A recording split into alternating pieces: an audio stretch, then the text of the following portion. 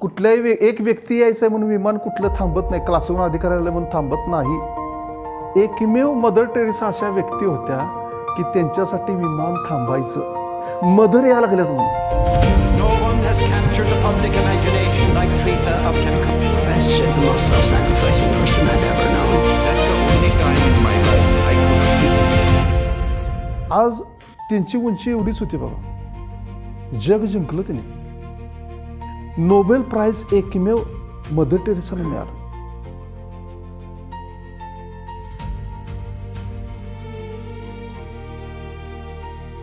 म्हणजे त्यांच्या कामाला किती ताकद होती, किती रिस्पेक्ट होता ह्याचा विचार करायचा आपण या ठिकाणी.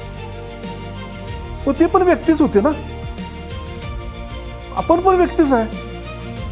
मग आपल्या कामाला किती रिस्पेक्ट मिळतोय, आपण कशासाठी काम करतोय हे पहिल्यांदा विचार करायचा.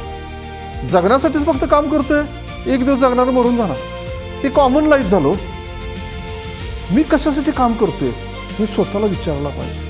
मला असं काहीतरी करायचं आहे की मला रिस्पेक्ट मिळाला पाहिजे, रिस्पेक्ट मिळाला पाहिजे. She gave more money to the Vatican Bank than the entire country.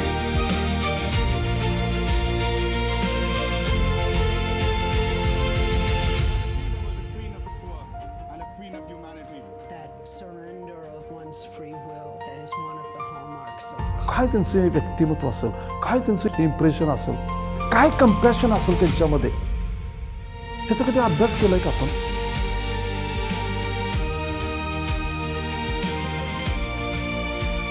Target oriented आपण जर नसेल तर आपलं जीवन ऐकणे असंच येणार, निघून जाणार.